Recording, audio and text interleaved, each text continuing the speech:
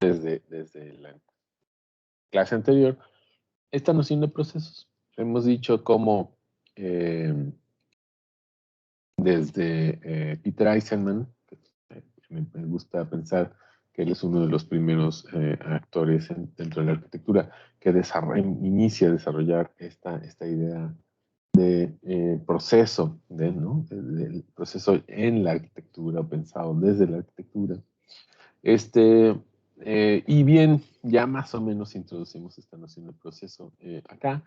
Me gusta, pues más bien verlo desde un punto de vista fuera de la arquitectura, un poco para demostrar cómo es que se ha pensado esta idea de procesos desde el arte, la ciencia y la filosofía. Vamos a iniciar con el arte. En la sesión de hoy vamos a platicar sobre el arte conceptual. Vamos a ver cómo hay un tema central, que es la desaparición del objeto. Y esto, si lo traemos a la arquitectura, claramente pensaríamos, bueno, posiblemente lo que ha pasado en las últimas décadas en la arquitectura es una cuestión parecida a la desaparición del objeto arquitectónico, ¿no? Si Peter Eisenman decía que el objeto, que la arquitectura ya no está en el edificio, este edificio físico sólido que tenemos aquí, ya no es arquitectura, sino a lo mejor la arquitectura es el proceso, es la maqueta, está en una narración o está en otro lado, como tal, o sea, simplemente se deja de identificar eh, la arquitectura con el objeto arquitectónico y entonces, bueno, justamente podríamos pensar que ahora, pues la arquitectura está en otro lado. Como tal, decíamos, lo hemos dicho ya varias veces, pues el pensamiento contemporáneo posiblemente está más centrada menos en el objeto y más en el proceso. Y el objeto pareciera ser más bien que está en crisis, es una cosa que ha ido desapareciendo y en algún momento simplemente se ha cambiado el foco, ya deja de ser importante el objeto, ya deja de ser importante, ya no es el objeto arquitectónico la arquitectura, sino la arquitectura está en otro lado. Y por lo tanto el objeto pues simplemente ha desaparecido o ha cambiado de posición. Vemos en esta imagen que vemos en pantalla, es una pieza de arte conceptual de Marcel Duchamp. Marcel Duchamp, eh, si bien no corresponde, digamos, en época a el arte conceptual, en realidad se podría entender que es uno de sus precursores, posiblemente un personaje pues muy interesante, que introdujo muchas ideas nuevas al arte y que pues mucho del arte conceptual contemporáneo pues en realidad es heredero de muchas de las ideas de Marcel Duchamp en ese sentido. Eh, Vemos este mingitorio que es una de las piezas más icónicas, más interesantes y también más retomadas, más citadas a lo largo del arte en el siglo XX. Esta pieza se llama Fuente, en inglés Fountain, eh, y es de 1917. Y como ven, está firmada ahí por un tal personaje que se llama Art Mott. Justamente es una de las muchas aristas, digamos, de Marcel Duchamp. El hecho de que incluso él mismo, como personaje, como artista, se construyó personajes y es parte de la extensión de esto que él entendía por el arte. No necesariamente el arte está en el objeto o en la pieza, sino incluso en él mismo como personaje, como artista, pues también está deconstruido y también él entra a ser parte de la exposición como tal. Él mismo tiene varios personajes, lo vamos a ver, creo, en algunas otras láminas, posiblemente, no me acuerdo bien si aparecen o no más láminas de Duchamp, pero bueno, si no, baste con decir que él construye pues varios personajes y firma a través de varios seudónimos y varios personajes alrededor de él, distintas piezas, ¿no? Y aquí hay una pieza que, pues, claramente es muy revolucionaria desde el punto de vista artístico. Una cosa interesantísima es entender que por primera vez en el arte, una cosa que está sucediendo es que el artista ya no crea la pieza, ya no es una escultura tallada con sus propias manos, ya no es una pintura que él agarró sobre un lienzo y se puso a pintarla y le dedicó mucho, mucho tiempo de una maestría técnica para eh, construir como tal una pieza artística, un objeto artístico, sino es simplemente un objeto que se encontró y él dice, esto es arte. Ahí hay un primer momento revolucionario muy interesante respecto a pues cambiar la noción de lo que puede o no ser arte.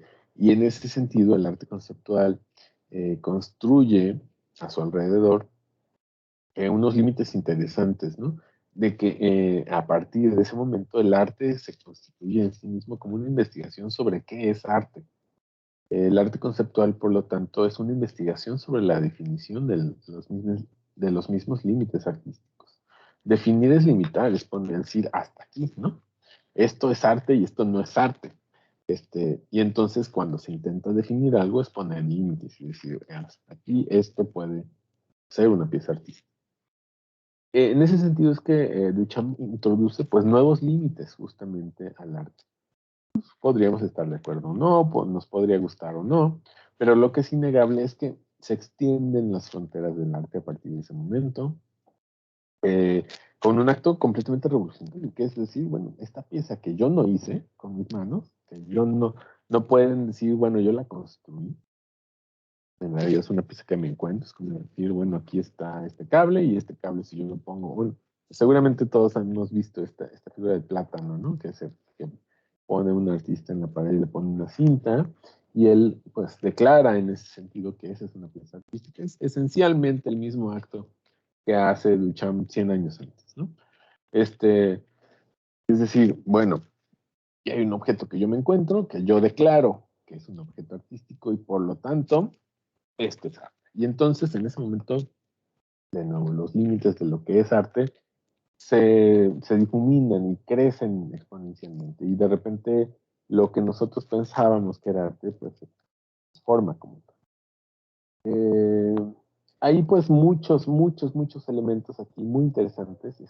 Una cosa de ellas es, bueno, no solo que ya lo hemos visto en el tema de la construcción, por ejemplo, es como decir, creo que hay un elemento sacado de su contexto, reconstruido, en el sentido de que, bueno, claramente el mingitorio no está en la posición que normalmente se está en el mingitorio, que está al revés, ¿no? Aquí la voltea, incluso al renombrarlo, pues esencialmente lo que está haciendo es como reconstruirlo, le está cambiando el significado al objeto y le está poniendo otro nombre.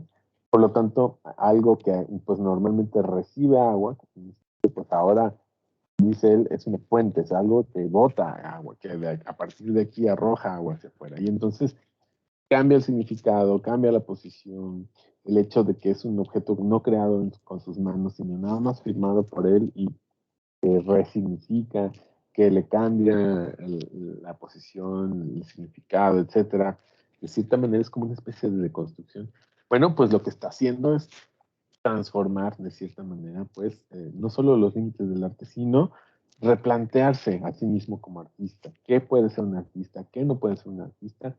Pero lo más interesante y lo importante central para nosotros es el objeto artístico que transformó. Una vez más, esta pieza que pues uno antes se creaba con las manos, o la noción de un objeto arquitectónico como tal, y en ese momento se rompe. Ya posiblemente lo importante deja de ser el objeto. Y ahora lo importante es cómo se crea el objeto, cómo se concibe el objeto y qué puede ser o no arte en ese sentido. Entonces, bueno, ahí hay un montón de elementos teóricos, críticos, que introduce pues como tal una nueva perspectiva al respecto de lo que puede o no ser arte. Bueno, sí, efectivamente aparecen más láminas de Marcellus. Bueno, vemos aquí esto que él llama bicycle wheel, rueda de bicicleta, eh, pegada a un banco, ¿no? Y entonces, bueno, por supuesto el banco cambia completamente definición ya no es ni la rueda de bicicleta es una rueda de bicicleta, ni el banco es un banco, ya no son elementos útiles ni funcionales como tal, sino se convierte en un objeto artístico. Este choque de funciones, sacarlo de contexto y resignificarlo como un objeto artístico, pues cambia de nuevo la cuestión de la construcción del objeto y su funcionalidad, su estética, cambia completamente como tal el objeto. Acá, otra pieza de Marcel Duchamp de 1921, Why Not Miss Roselavie, o en español sería algo así como ¿Por qué no estornudar Roselavie? Roselavie es otro de sus personajes, es una mujer, incluso hay por ahí algunos que han disfrazado como una modelo de la época, incluso hay, genera algunas postales que él mismo firma, le da beso, ¿no? A la postal, ya saben, muy a la manera de estas cuestiones de los artistas de la época, ¿no? Que pues besan el cartel y luego lo firman y todo, y entonces ya lo regalan o lo venden o lo que sea. Bueno, él mismo se construye, decíamos, esta idea de que él mismo como personaje, como artista, se construye como un personaje artístico en sí mismo, bueno, él se construye de esta manera, y firma también, decíamos hace tiempo, pues firma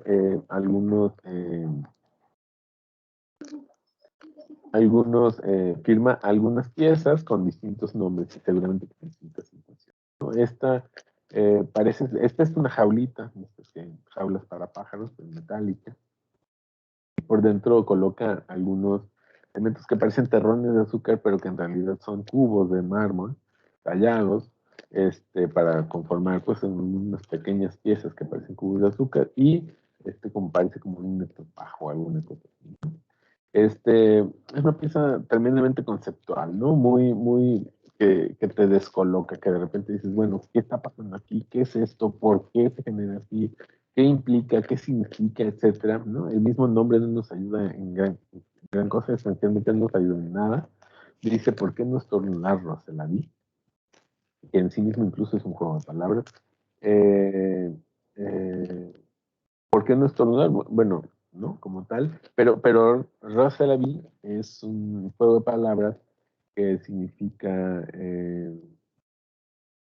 que es como una construcción en francés. Recordemos que el chambre es francés. La construcción del nombre es un juego de palabras. Implica dos cosas. Es el nombre de esta mujer, de Rosselaby, pero al mismo tiempo implica Eros, el nombre de este dios. Bueno, no es un dios, ¿no? Pero un dios griego del amor, Eros, y luego se la vi, que es, así es la vida, ¿no? En francés. Entonces, el Eros, el amor, es la vida, ¿no? De cierta manera. Pero también es este juego de palabras mal escrito, además, que implica el nombre de este personaje, ¿no? Y entonces, bueno, hay una serie de referencias y seguramente incluso hasta cuestiones de política o de ética o de estética del momento que, bueno, ya se nos escapan un siglo después, ¿no? Esta pieza ya tiene 100 años. Que bueno, ahorita a lo mejor nos cuesta trabajo comprender, pero seguramente en su momento también costaba trabajo comprender y era completamente la idea de construir, ¿no? Esta pieza. Que por cierto fue un regalo, al parecer, dice la historia que fue un regalo para su hermana, que al final su hermana no le gustó y lo regaló por ahí, ¿no? Que ahora seguramente quién sabe cuánto cueste el objeto artístico, pero bueno, son estos planteamientos interesantes de Duchamp.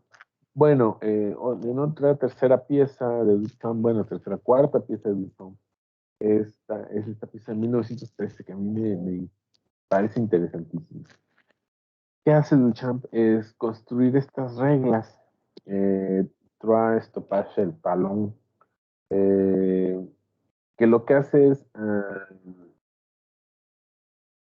construir estas reglas de madera que ven aquí arriba. Es un juego también en base a un sistema de medidas que él se construye. Recordemos esta idea que también es muy de la época del metro platinado de iridio, que es esta medida universal del metro que tienen guardada en Europa, no sé dónde, en París, no sé. que es la medida universal del metro, que es esta décima, 10 milésima parte de la circunferencia de la Tierra o alguna cosa así, que es esta pues, unidad de medida universal, ¿no? Se plantea así. Sin embargo, bueno, él se construye para construir otras piezas, como una especie de metodología para distintas piezas artísticas que va a construir en un futuro. Se construye unas reglas de medición que son estas curvas, que en sí mismo pues es un objeto artístico, ¿no? Dice, vamos a leer el texto, que es parte del objeto, de la pieza. Dice, la idea de la construcción. Si un hilo horizontal de 1 metro de largo, entonces ponemos un hilo, lo ponemos horizontal y con 1 metro de largo, lo soltamos, cae, recto, dice, desde una altura de 1 metro, sobre un plano horizontal, enroscándose como le plazca, crea una nueva imagen de la unidad de medida. 3 ejemplos obtenidos en más o menos similares condiciones, considerados en sus relaciones mutuas, representan una reconstrucción aproximada de la unidad de medida.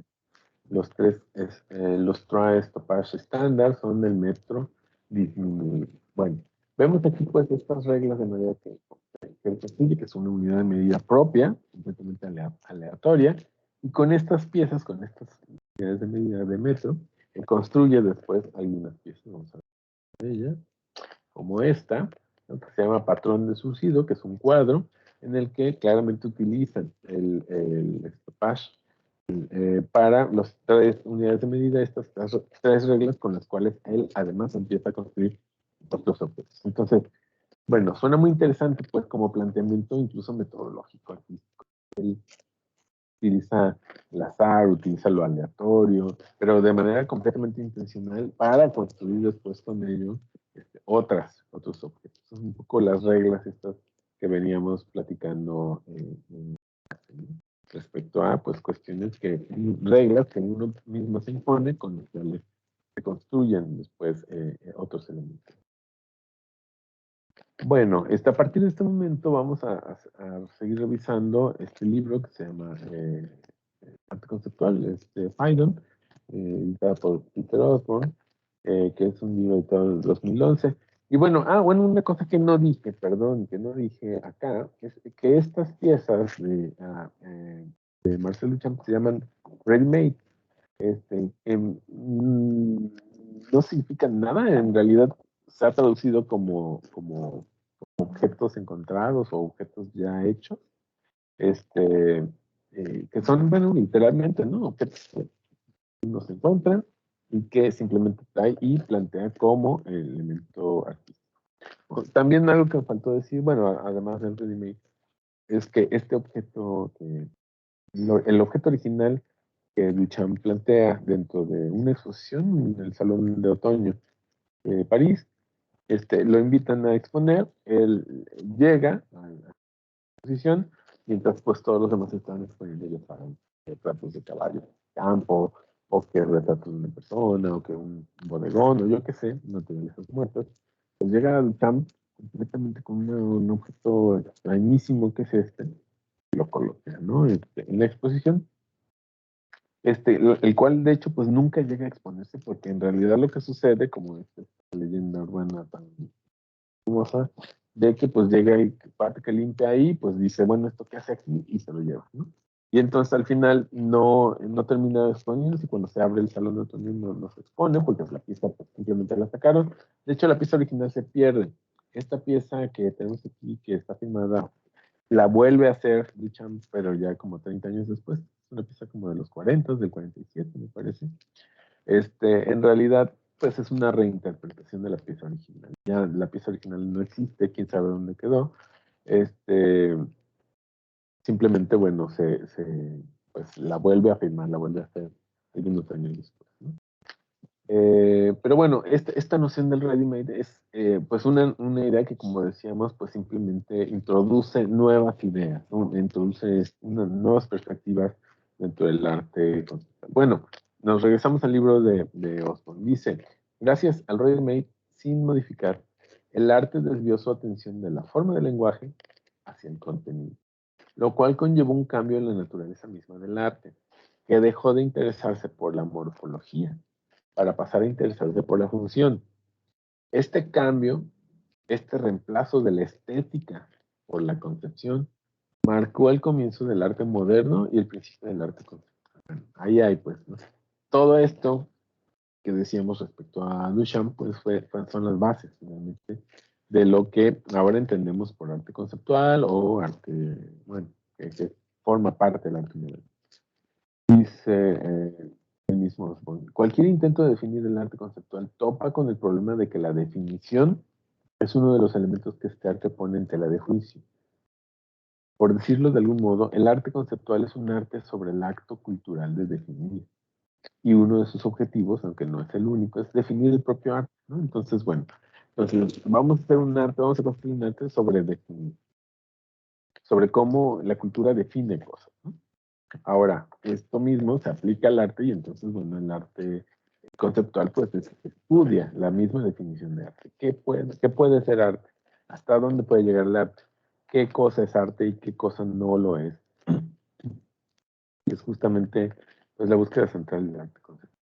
Bueno, plantea los antecedentes directos que plantea Osborne, es esta noción de prehistoria, del 50 al 60. Este, bueno, y aquí, a ver, vamos.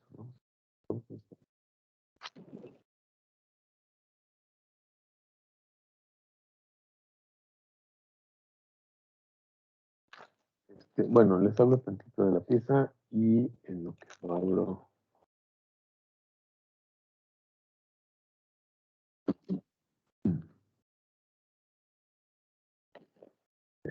Ahorita la pasamos, solamente ya abrí el vínculo.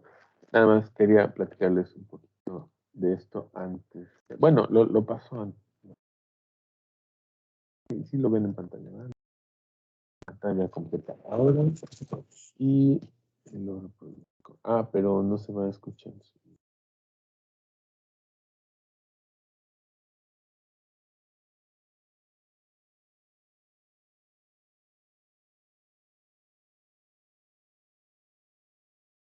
Incluir sonido del equipo. Se puede compartir sonido.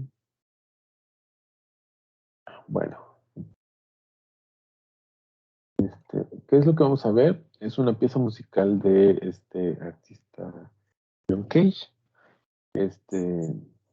Voy a reproducir. Viendo. Sí, lo voy platicando en el camino. Dice, todo lo que hacemos es música. Esta pieza se llama 433. No se escucha, porque no se puede compartir el sonido del... Pero bueno, vean, llega el artista,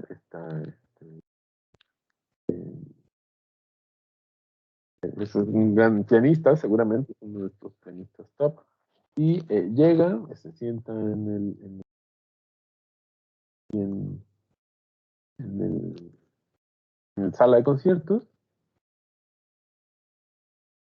está por tocar el primer movimiento. La pieza, por supuesto, se llama 4:33 porque dura 4 minutos 33 segundos. Cierra el teclado.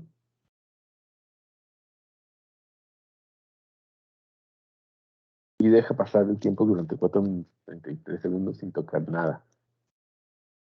¿Qué implica esta pieza? ¿O por qué? ¿O de dónde sale? ¿O para qué queremos una pieza que no tenga música? O sea, es una pieza musical sin música.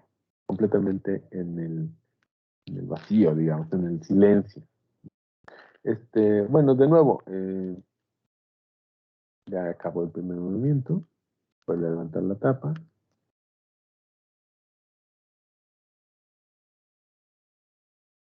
Se prepara para el segundo movimiento.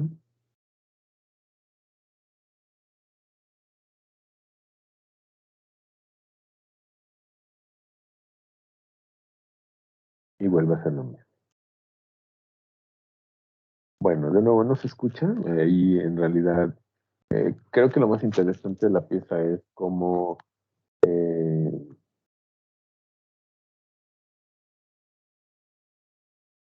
en realidad se llama la atención sobre varias cuestiones. Una es el sonido, ¿no?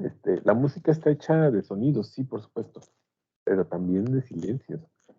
Eh, y una cosa importantísima e interesantísima de esta pieza como tal, pues es incorporar el silencio, incorporar el negativo. De nuevo, y aquí me parece que en ese sentido queda un poco más claro la crisis del objeto, ¿no? Ya aquí no hay un objeto, ya no escuchamos sonidos, simplemente el artista llega, sienta, y no toca nada, ¿no? ¿Qué pasa? Que la gente, pues de repente, yo me imagino la primera vez que se puso esta pieza, la gente empezó así como que, bueno, ¿qué está pasando? ¿No? Le dice al de junto, oye, pero pues, no se toca nada, ¿no?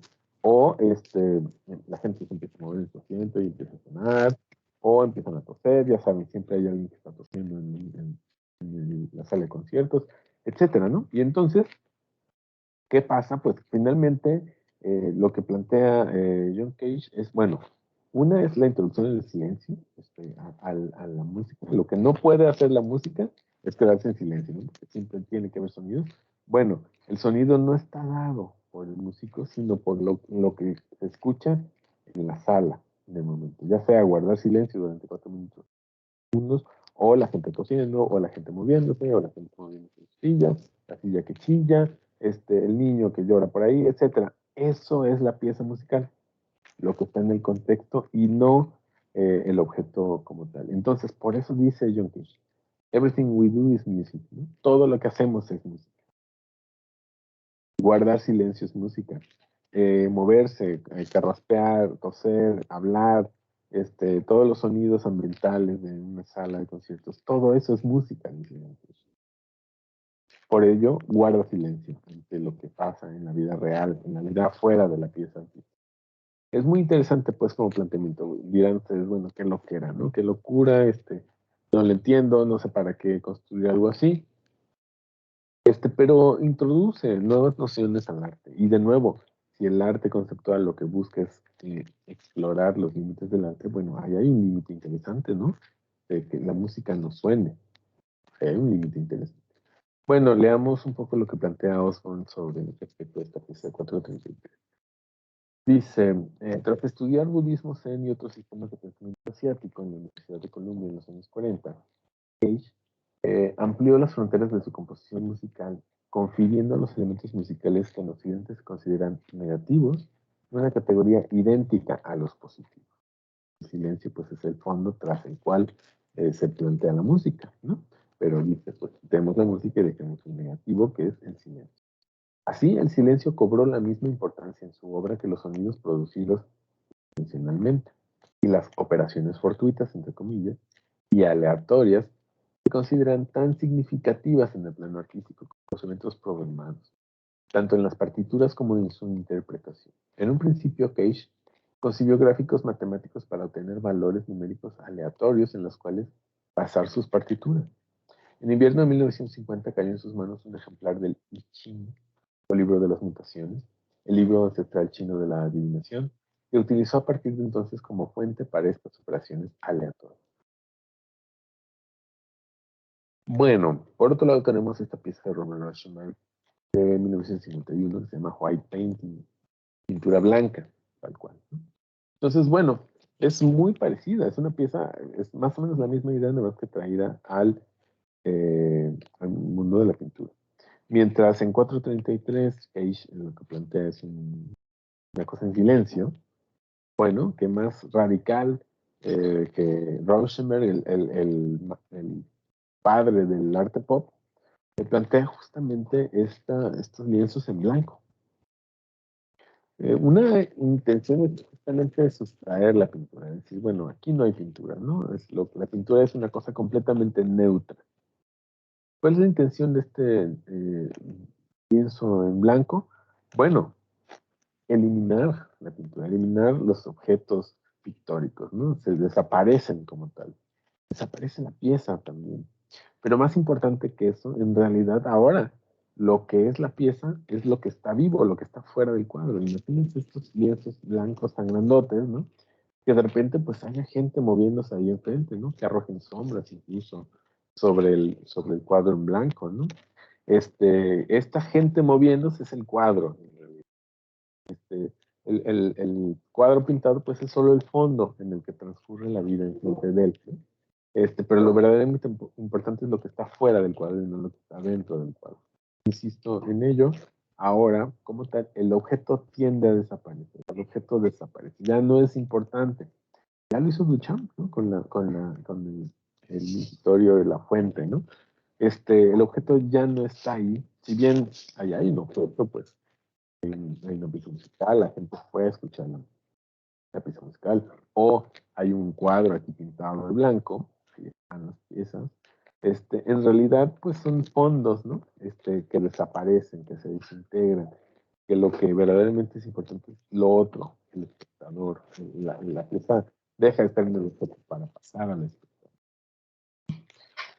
Entonces, bueno, regresamos con Osborne, dice, estos lienzos pintados en blanco, grandes, funcionan como tabula rasa, como algo que inicia de cero, ¿no? Espejos del entorno que registran en su superficie las distintas conducciones lumínicas y las sombras proyectadas en ellos por los espectadores o los intérpretes. Bueno, entonces de nuevo, pues el objeto como tal ya no está, ¿no? Está ahí, pero ya no está, ya se desapareció, se desintegró. Entonces vemos otro cuadro, este es de 1955, Jasper Jones, que se llama Bandera. Realmente pues, es como una reinterpretación de la bandera de los Estados Unidos, que por supuesto es una imagen lo más común, ¿no? ¿Qué intenta hacer Jasper Jones? ¿Quién es el artista americano pues, más famoso posiblemente del siglo XX? Bueno, es justamente desintegrar la pieza, ¿no? En esta ocasión, el hecho de pintar un objeto completamente reconocible, eh, que pues es de la vida común, de uso diario, ¿no? Y la intención es desaparecer la pieza. Ya no hay contenido en la pieza, el contenido es una figura común, corriente, que vemos todos los días en la calle, ¿no? Había una bandera mexicana o americana, etcétera, ¿no? Pues ahí hay un objeto que se desintegra, en el que el artista ya no tiene más que aportar, ¿no? Bueno, dice aquí, los lienzos Target y Flag, de diseños ready-made, predeterminados en este caso, que Jones utilizó por considerar que resultarían tan familiares a los espectadores que pasarían desapercibidos. Es como intentar otra vez desaparecer el objeto. El objeto ya no hay contenido, el contenido está ahí, ¿no? Podría ser pues simplemente un cuadro en blanco o la bandera de Estados Unidos, ¿no?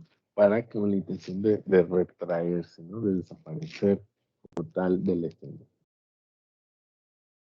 Bueno, otro es, pues esta pieza de Guy Debord, que ya hemos visto varias veces en clase, me parece, es de 1957.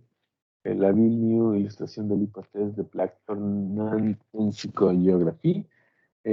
Esta idea del mapa psicogeográfico de París, del cual hemos hablado varias veces, de 1957, en el cual, ya lo hemos dicho, pues Debord, dentro de esta eh, intención situacionista que él plantea, es que eh, las el recorrido que hace por la ciudad, pues está determinado más bien por el metro, ¿no? Subirse y bajarse del metro, que son estas flechas rojas, lo hemos dicho ya, y el hecho de que él conozca, recorra ciertas zonas de París, bueno, finalmente es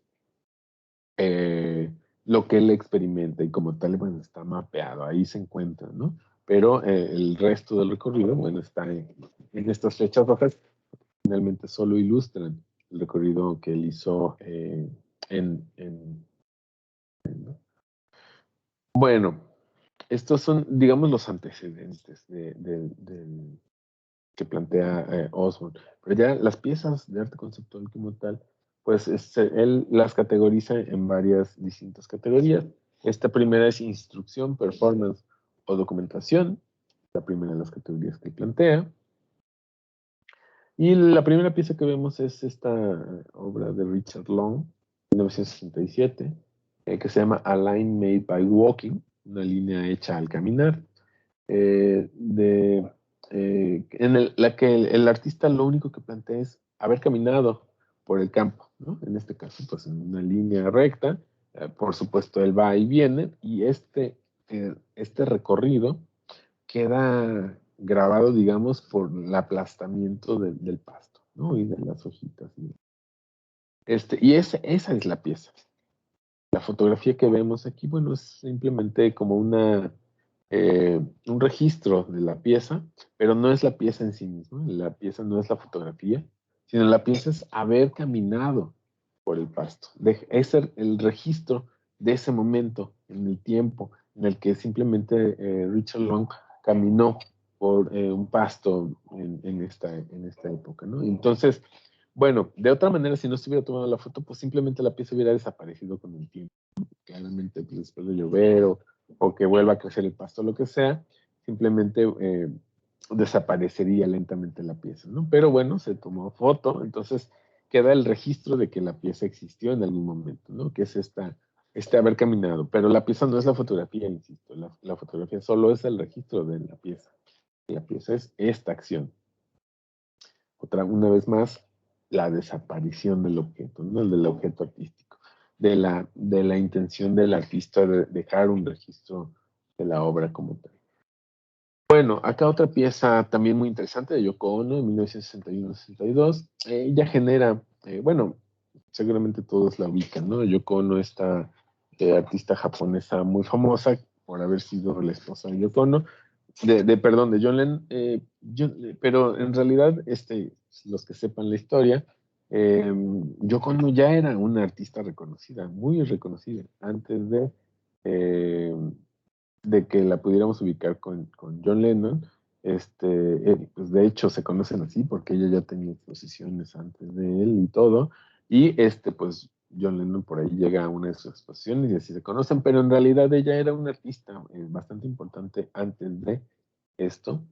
Eh, y bueno, vemos aquí una de sus piezas. Esta es, la serie se llama Instruction Paintings, que son estas instrucciones, pinturas que son instrucciones en realidad. Y vemos cómo lo que hace Yoko Ono aquí es pintar un lienzo bastante grande, y sobre ese lienzo le pide a su esposo de entonces, quien se llama Ichi Anahitoshi, que era un compositor japonés, músico también, que escriba las instrucciones de cómo pintar el cuadro. Y eso es lo que se hace. Entonces, ojo, Yoko Ono planea la pieza, piensa, pinta el fondo de blanco y le pide a su esposo, Ishii Nagitoshi, que escriba estos caracteres japoneses con los cuales se construye la pieza. Pero la pieza no está ahí, la pieza hay que hacerla todavía, ¿no? Y una vez más, Yoko Ono, pues se desentiende del objeto. El objeto no es hecho por Yoko Ono, sino hay alguien más que construye el objeto por él, ¿no? Y en ese sentido, pues es un planteamiento muy interesante, ¿no? La pieza falta por hacer, todavía no está hecha, son solo las instrucciones para hacer la pieza, pero bueno, ya está ahí potencialmente, digamos. Dice, bueno, esta se llama Smoke Painting, de esta serie de las Instruction Paintings. Y bueno, dice Osborne al respecto, dice, Ono prescindió de las pinturas físicas y expuso solo las instrucciones escritas en caligrafía japonesa por el compositor Ishii Hitoshi. Con ello, Ono intentaba eliminar todo rastro de la mano del arte.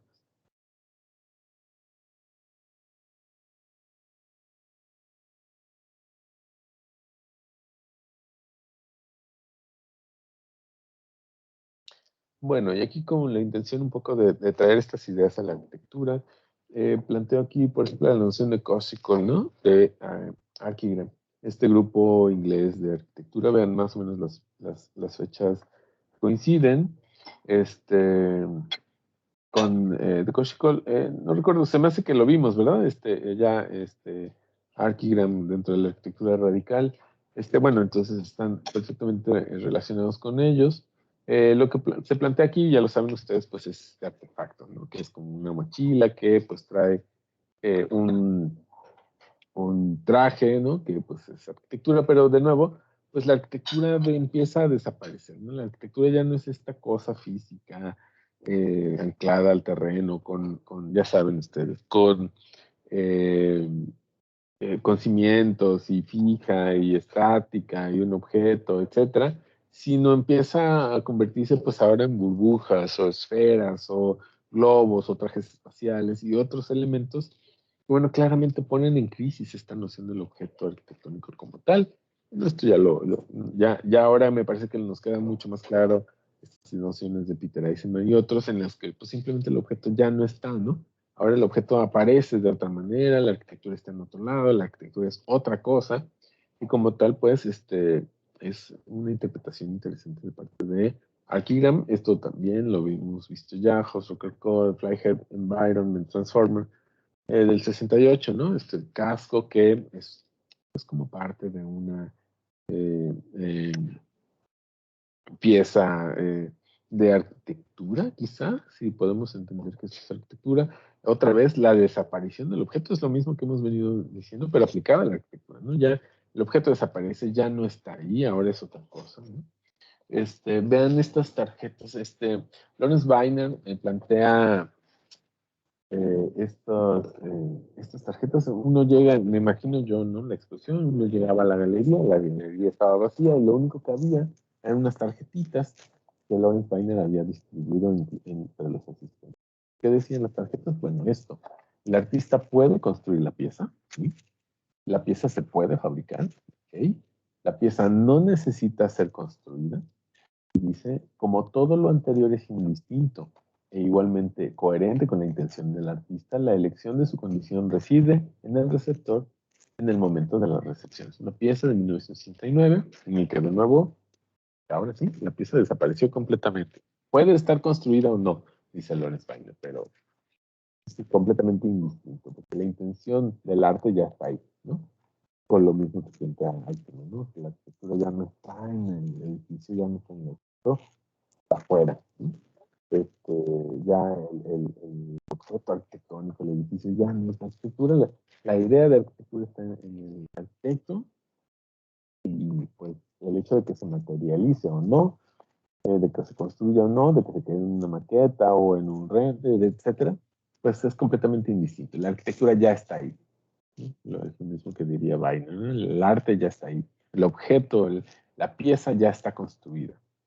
Que se construya o no, que se eh, eh, componga físicamente, que se construya físicamente, bueno, es otra cosa, pero la pieza ya está ahí, ¿no? El arte ya está generado, diría Lawrence Weiner. Bueno, parte de estas otras nociones sobre el arte conceptual, bueno, es esta noción de proceso, sistema en serie, como la categoriza eh, Osborne. Aquí plantea justamente las piezas de Sol Lewitt, este artista americano, me parece que es, él construye una cosa que le llama el arte serial, que es justamente, pues algo muy parecido a Peter Eisenman. La verdad es que yo creo que, yo no sé si Peter Eisenman se pirateó a Sol Lewitt o al revés, o Sol Lewitt se pirateó a Peter Eisenman, pero de que hubo contacto, hubo contacto. Y yo casi diría que fue al revés, ¿no? Como que Eisenman se pirateó a Sol Lewitt en esta noción del arte conceptual, del arte serial que propone Solewin. Vean, esta es una pieza del 66, se llama Proyecto Serial número 1, ABCD. Lo que plantea es justamente esta serie de volúmenes en el cual propone primero las aristas, después va construyendo, ¿no? Distintas geometrías, hasta que al final se construyen unos cubos, que pues a los mismos cubos pues se les quitan piezas y demás. Entonces, de nuevo, muy, muy cercano a las nociones de Eisenman. Y la propuesta de Lewitt también es muy interesante desde el punto de vista de la posición del artista. Dice Lewitt, el artista serial no intenta producir objetos misteriosos o hermosos, sino funciona únicamente como un empleado, catalogando los resultados de su premisa, de su propuesta, de sus reglas que él mismo compuso, ¿no? Esencialmente es lo mismo que hemos venido desarrollando con respecto a la noción de los parámetros planteados por Eisenman, ¿no? Hay unas reglas que sigue y bueno, dice Lewitt, bueno, uno como artista pues simplemente sigue las reglas que nos puso, es un empleado de sí mismo, ¿no? Y es la nueva posición del artista en esta composición serial. Dice, es una cita de Solowit del proyecto serial número 9, ABCD. Dice, las composiciones seriales son piezas de múltiples partes con cambios regulados. Las diferencias entre las partes son los temas de composición. El azar, el gusto o las formas recordadas de forma inconsciente no juegan ningún papel en el resultado. A diferencia de lo que planteaban aquí algunos compañeros. Bueno, yo aquí puse algunos elementos de gusto, dice Lewitt, no. El azar, el gusto o las formas recordadas de forma inconsciente no juegan ningún papel en el resultado. El artista serial no intenta producir un objeto bello o misterioso, sino que actúa meramente como un empleado administrativo que gestiona las cuentas de su oficina. La premisa que rige esta serie es colocar una forma dentro de otra e incluir todas las variaciones más importantes y tridimensionales. Esto se hará de la forma más sucinta posible, usando las medidas mínimas. Bueno, aquí un gráfico que claramente podría ser de Eisenman. De nuevo, yo insisto mucho en que Eisenman, pues, esencialmente se pirateó a Solowit. Vean cómo aquí hay variaciones, dice, de cubos abiertos incompletos. Y de nuevo, la gráfica recuerda muchísimo a los trabajos diagramáticos de Peter Eisenman, la propuesta de proceso diagramático. En este esquema de dibujo esquemático para los cubos completos abiertos.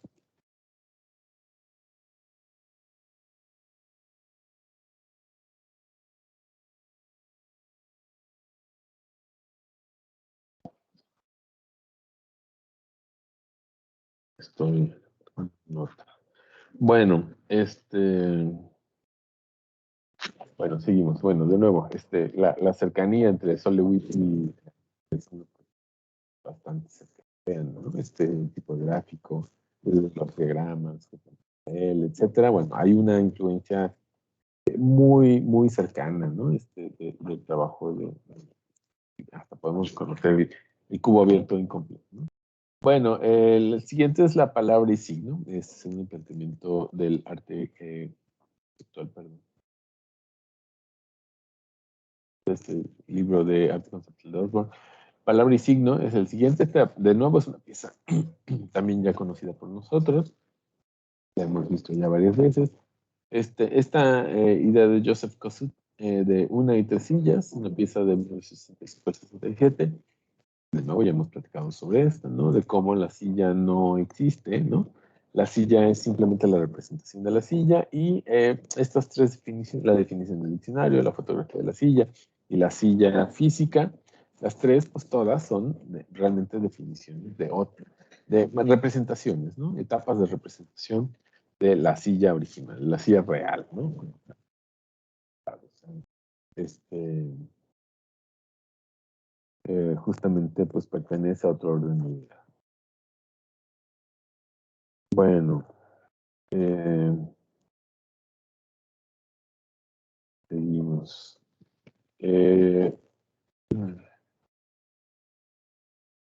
Otro muy, muy semejante, muy parecido, de John Baldessari, que es la pintura, un texto de 1968. ¿Qué es la pintura? Vamos a intentar definirla. Vamos a cuestionarla con la obra de arte. La obra intenta definir qué es la pintura. Vamos a hacer una obra revolucionaria. Bueno, vamos a poner la definición de pintura. La pintura. Y entonces el cuadro como tal se llama What is Painting, que es la pintura, y intenta describirlo dentro del mismo cuadro. Dice, has sentido como todas las partes de una buena, de un buen cuadro están interrelacionados uno con el otro, no solo colocados uno al lado del otro. El arte es la creación para el ojo y solamente puede ser descubierta, eh, solamente puede ser descrita con palabras. Esta pieza del 66. Bueno, de nuevo, conecta claramente con las intenciones de cercanía del arte popular de Robert Venturi y Dennis Scott Brown, Steven Eisenman, con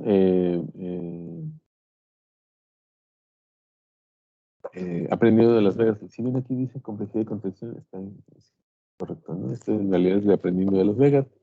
Ya lo hemos visto, esta noción del cobertizo decorado, ¿no? En el que el letrero no es todo, o su propia casa, ¿no? Como de la casa Venturi, la casa de la mamá de Norberto Venturi, como elementos, bueno, que exploran las nociones de significación dentro del arte pop, del arte conceptual, perdón. Bueno, seguimos otra de estas categorías es apropiación, intervención y cotidianidad. Aquí lo que vemos es una pieza de Dan Graham de 1966, Homes for America. Eh, casas para los estadounidenses o casas para Estados Unidos. Es una pieza en la que él, a la manera de estos catálogos de venta de la época, de los 60, bueno, construye esta especie como de, ¿qué será? Pues como de cuadro, ¿no? En el que simplemente coloca un collage, ¿no? Dice, Homes for America mostraba distintos tipos de vivienda prefabricadas de los barrios residenciales que podían encargarse por catálogo. La maquetación de la página se hacía eco tanto de los folletos publicitarios como de la lógica serial de las inmobiliarias y de las viviendas prefabricadas. Entonces, bueno, aquí es un texto, ¿no? Respecto a esta noción de los bienes por catálogo, etcétera, y cómo se apropian de cierta manera de esta estética que ya existe de estos catálogos, ¿no? Bueno, acá una pieza de Robert Smithson de 1969-72 que se llama Hotel Palenque. Es una de las piezas, una de las series de fotografías. Este sí, es una serie de fotografías. A ver, bueno, leemos este texto y ahorita explico un poco el Palenque de Robert Smithson. Dice, la mayoría de los turistas que visitan Palenque acuden a ver las ruinas de civilizaciones pasadas. Smithson, en cambio, sentía fascinación por las ruinas de su propio tiempo. Durante su visita a Palenque, fotografió el hotel de la población y más tarde utilizó las diapositivas para ilustrar una conferencia que impartió a estudiantes de arquitectura, desmontando las expectativas de su público de contemplar las ruinas de grandes edificios. Smithson presentó las ruinas de un hotel anónimo y desvencijado. Bueno, invitan a Robert Smithson a una exposición, creo que en Yale, y bueno, todos entusiasmados porque, bueno, iban a ver las ruinas de Palenque, ¿no? Bueno, de Palenque, Chiapas, claro. Y entonces, bueno, tal cual, ¿no? Él presentó las ruinas de Palenque, pero del hotel Palenque, del hotel de la localidad, ¿no? Un hotel, pues, ya muy desvencijado, ¿no? Etcétera. Y bueno, y aquí se ven incluso las fotos, ¿no? Las fotos de los interiores, etcétera. Y bueno, estas son las ruinas de Palenque que presentó. Claramente es una cosa ahí un poco irónica, ¿no? Respecto a su trabajo, pero de nuevo lo que él hace es, pues, un poco, esta noción un poco hasta de deconstrucción, ¿no? Pues, las expectativas que tenemos sobre ciertas ideas y cómo incluso, pues, hay ruinas modernas como tal, ¿no? Y él registra justamente a través de fotografía contemporánea, pues, estas ruinas contemporáneas. Bueno, otra noción cercana a esto es esta pieza que se llama Splitting, de Gordon Matta Clark, quien estudió arquitectura, esencialmente fue un arquitecto que en algún momento degeneró, no sé si degeneró hacia la arquitectura o hacia el arte, pero él comienza siendo arquitecto y después se dedica más bien a generar arte conceptual a través de intervención justamente en viviendas. Lo que hace es partirlas a la mitad, esencialmente. Es una sección uno a uno. Eh, lo que hace es cortar muy cuidadosamente la pieza y después quita un elemento del cimiento. Lo que hace es que al final es uno de sus propuestas, de sus muchas obras. Aquí se llama separación, splitting, ¿no? Separar dos elementos, un elemento en dos.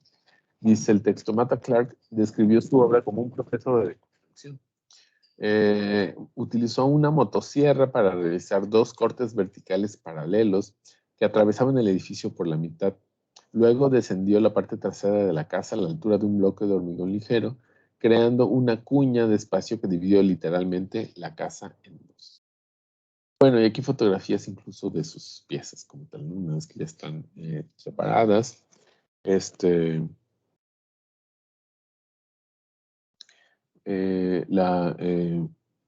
Pues fotografías ya de la pieza como tal.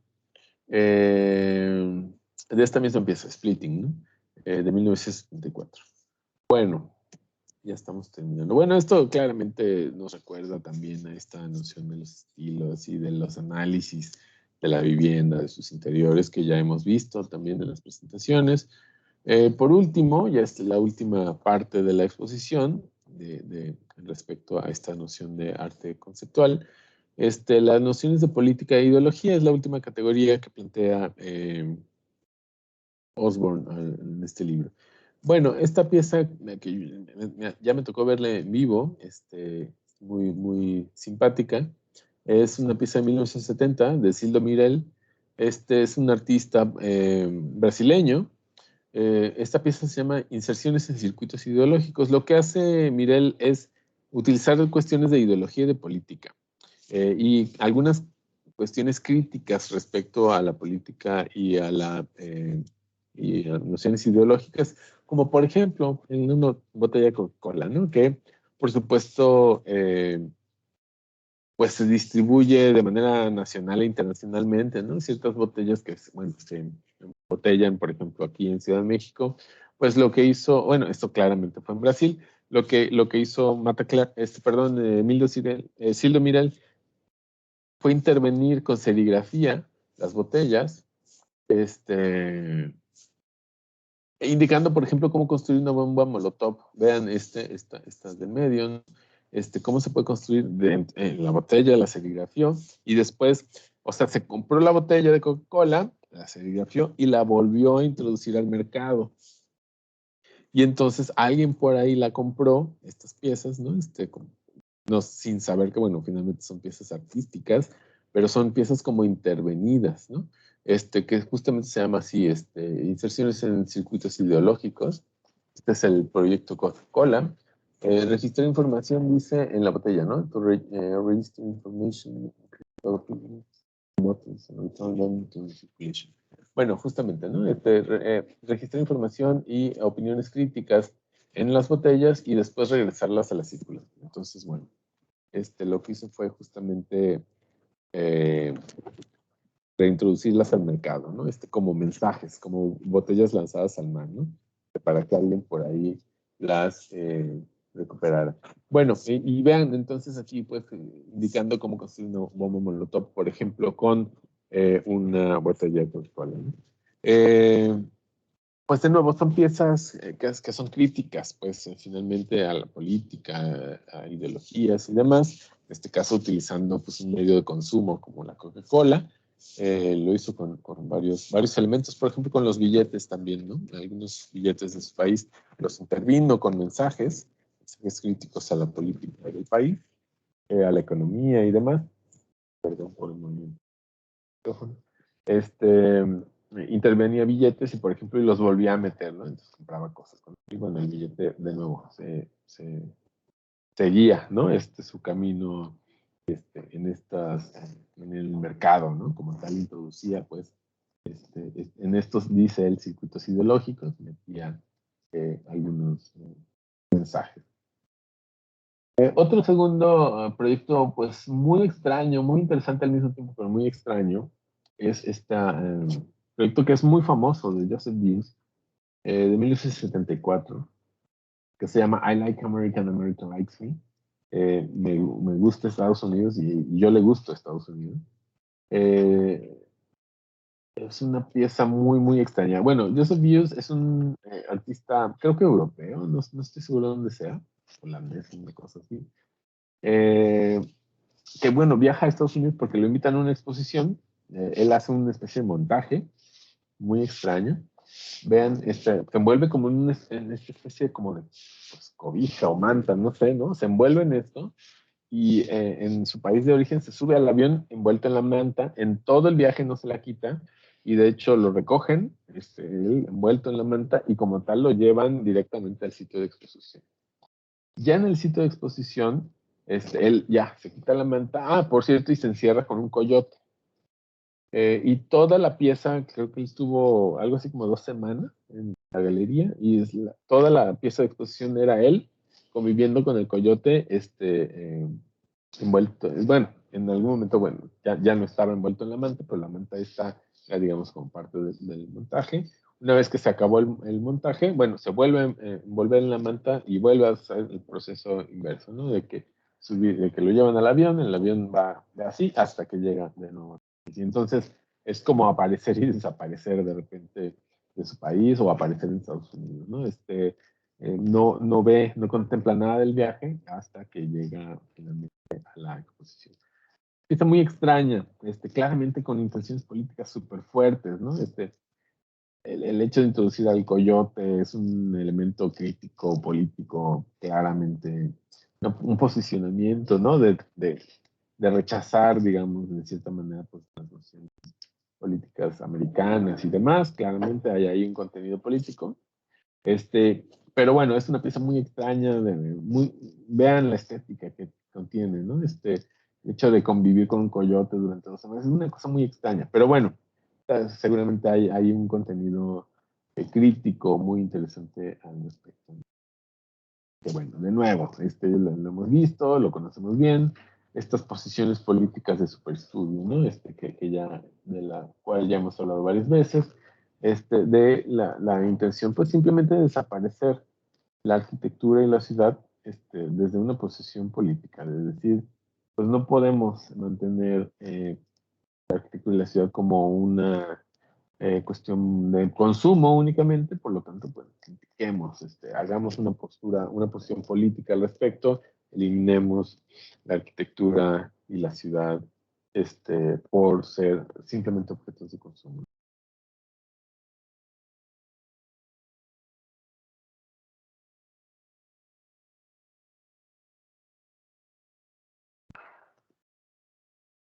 Bueno,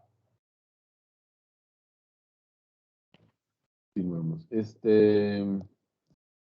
Y bueno, por último, ahora sí, el último de las categorías que plantea Osman es la crítica institucional y plantea dos últimos ejemplos. El primero es el de Jean-Claude y Cristo, este personaje que además acaba de fallecer hace poco y se ha vuelto otra vez relevante en los últimos meses por esta idea de cómo envolvió el Arc de la Défense, ¿no? En París.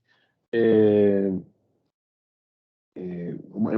lo que él planteaba con su pareja, con Jean-Claude. Esta pieza es del 69. Lo que hace es envolver el Chicago Museum of Contemporary Art, envuelto, dice, ¿no? Y lo que hace es, bueno, justamente hacer un cuestionamiento, una crítica ahí respecto a las instituciones. En este caso, bueno, el Museo de Arte Contemporáneo de Chicago, ¿no? Como tal, así como vamos a envolverlo en una tela, en un gran envoltorio. Lo que está planteando, pues, es voltear a ver las instituciones desde el punto de vista de qué es arte, qué no es arte, cómo, pues, finalmente las instituciones artísticas son élites como tal, que aceptan ciertos artistas, ciertos no, ciertas ideas se destacan, ciertas ideas se callan, etcétera. Bueno, hay siempre, como en todo, una posición política, una posición ideológica y crítica hacia la institución. En este caso, bueno, de nuevo, le tocó al Museo de Arte Contemporáneo de Chicago, pues entrar en esta crítica. Dice, este monumento empaquetado parodia todas las asociaciones evocadas por un museo. El mausoleo, el depósito de contenidos valiosos y el pretendido contenedor de toda la historia del arte, ¿no? Hay un cuestionamiento al respecto de estas ideas que asociamos nosotros a las instituciones, en este caso, museo. Y por último, esta pieza de Oscar Boni de 1968, La familia obrera. Bueno, leemos el texto. Dice, Boni contrató a una familia obrera para que posara en una peana, en un estrado, a modo de obras de arte durante el horario de visita de la exposición celebrada en el Instituto Torcuato Di Tella de Buenos Aires en 1968, a cambio de una suma que duplicaba su salario habitual. Entonces, bueno, contrató a esta familia como objeto de exhibición. El empleado, el obrero como tal, bueno, le prometieron duplicarle el sueldo durante todo el tiempo que que estuviera la exposición, la cual, por cierto, no duró. Creo que duró 2 días. Recuerden, bueno, Argentina siempre ha tenido broncas, ¿no? De temas de políticos, de ocupación militar, y ya lo saben ustedes. Resulta que, bueno, esta era una crítica bastante importante. Parece muy inocente la pieza, pero en realidad es una crítica al tema de la economía, de lo social, del cómo un obrero ganaba más por estar expuesto en una exposición artística que, pues, que lo costaba su mano de obra, ¿no? Etcétera. Se ve muy inocente, pero no duró nada. O sea, creo que duró 2 días. Después de 2 días llegó la policía a quitar la exposición, el objeto, la pieza como tal, y vámonos, porque, bueno, pues al parecer, fue mucho más crítica, mucho más impactante de lo que pareciera a simple vista, ¿no? Entonces, bueno, eso de cierta manera reforzó el valor artístico que tenía esta pieza. Bueno, son solo algunos ejemplos, por supuesto, no hemos agotado ni mucho menos cercano a la actual, pero bueno, nos acercan al menos a algunas ideas que hay ahí. Me parece en ese sentido pues súper interesante como tal hacer un recorrido por estas ideas.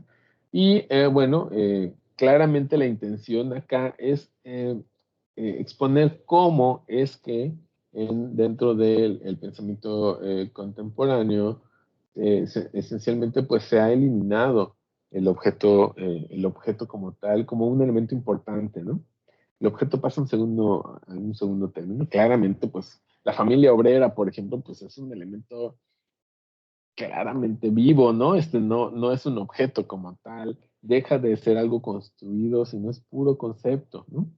Más allá de eso, y lo verdaderamente importante para nosotros en el punto de vista de la arquitectura es la desaparición del objeto. El objeto ya no es lo importante, ya no es, lo ha dicho ya, lo ha anunciado ya Peter Eisenman, el objeto ya no es la arquitectura, sino la arquitectura ahora está en otro lado. El objeto desaparece como tal, se pasa a un segundo término, es más bien el contexto de lo que sucede es la vida real, ¿no? Las personas actuando en el espacio. ¿Cuál es la entrega que está asociada con esta eh, posición? Bueno, van a hacer ustedes una propuesta conceptual de procesos arquitectónicos conceptuales. Vamos a intentar pensar qué diablos o cómo diablos le podemos hacer para construir una arquitectura post-objeto. Una arquitectura en la que el objeto ya no es importante, en el que el objeto es secundario completamente. Por supuesto, pues podríamos basarnos en estas nociones del arte conceptual y un poco esa es la intención. Utilizar los elementos del arte conceptual para intentar construir qué diablos, cómo la podríamos hacer, qué significa, qué implica para la arquitectura contemporánea que el objeto desaparezca, que el objeto arquitectónico ya sea una cosa del pasado y que ahora, lo importante, la arquitectura esté en otro lado. ¿Qué significa eso para la arquitectura? Podríamos pensar, y esa es una pregunta y es un cuestionamiento que creo que vale la pena hacerse en ese sentido, podríamos pensar en una arquitectura post-objetual, una arquitectura que ya no responda al objeto arquitectónico. ¿Qué implicaría eso? ¿Qué significa una arquitectura que ya no sea objetual? Bueno, aquí les puse este texto, bueno, esta presentación que acabamos de ver, la tienen ya aquí dentro del mismo entrega de Eminem. Y por supuesto ya estaba dentro del contenido como tal. Esta- Bueno, aquí está la liga, pues, del video que vimos. Bueno, no lo vimos del Helicopter Steam Quartet. A ver,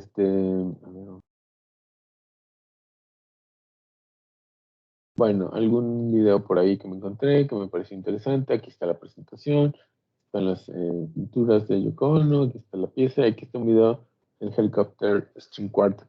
Este está interesante también, es una pieza de Karl-Heinz Stockhausen, quien lo que hace es muy interesante, comienza un concierto, uno va al Helicopter String Quartet a ver esa pieza, se sienta en la sala de conciertos, hay un cuarteto de cuerdas, muy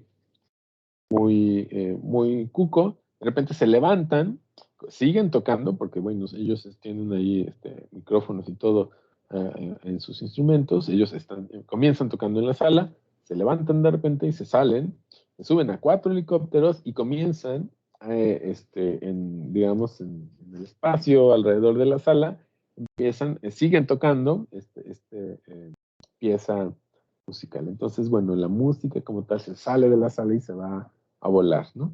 Esa es una pieza pues muy interesante, les recomiendo ver el video. También muy extraña, el sonido, pues no sé si les guste mucho, pero bueno, aquí pueden ver. De nuevo, es muy posible que no lo escuchen. De hecho, ni siquiera a mí me suena. Pero bueno, ustedes ahí tienen el vínculo, ahí están los helicópteros, ahí están los músicos ejecutando la pieza y los helicópteros volando alrededor de en este caso es Salzburg,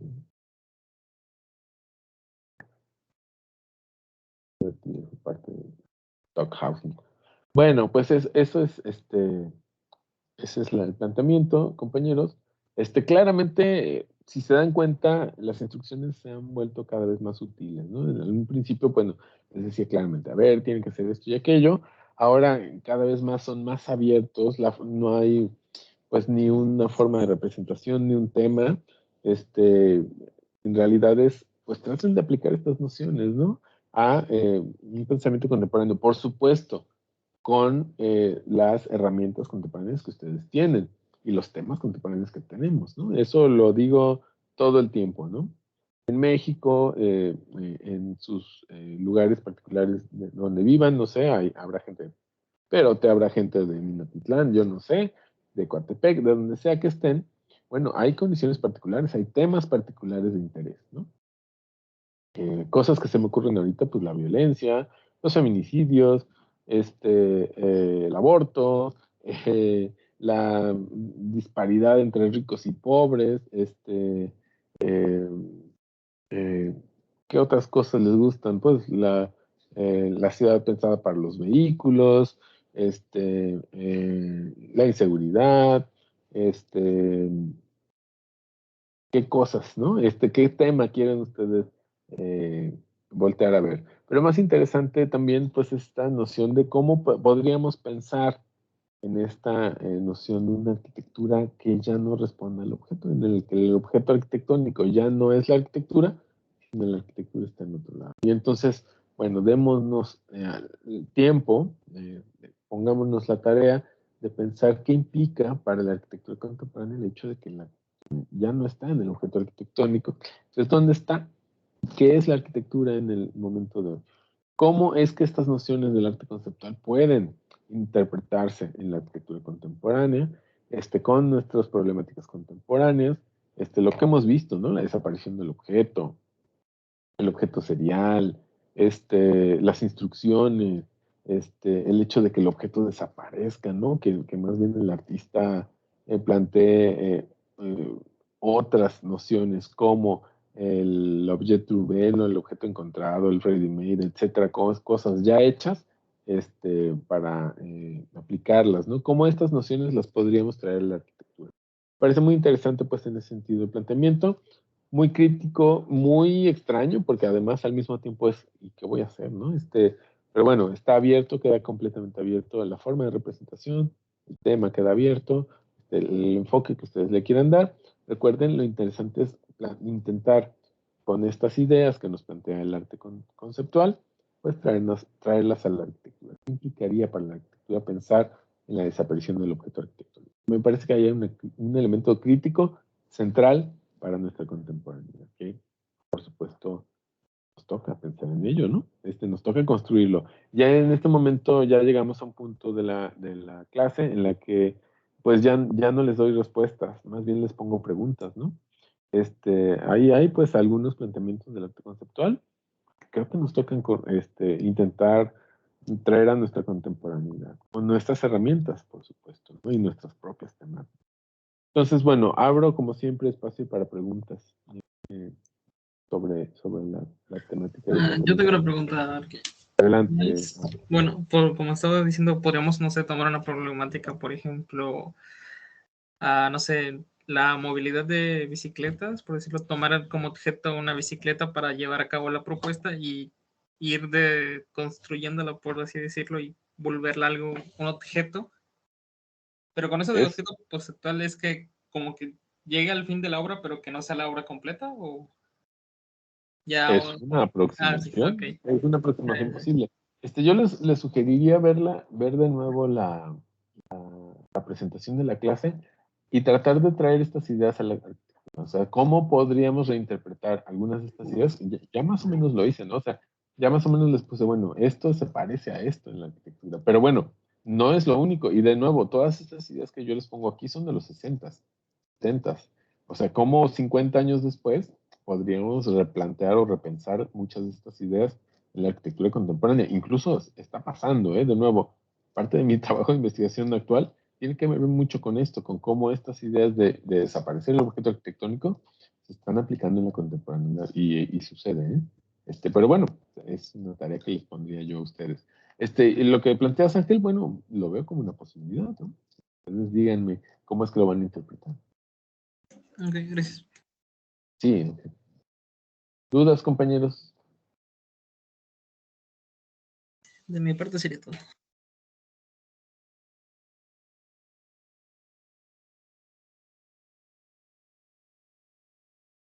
De mi parte igual creo que no hay dudas. Sí, igual de mi parte no hay dudas aquí. Gracias, Guillermo, gracias. Alejandro, felicidades, feliz cumpleaños, por cierto. Bueno, dudas, compañeros, que hay que entregar, que hay que hacer, ¿queda súper claro? Bueno, parece que sí.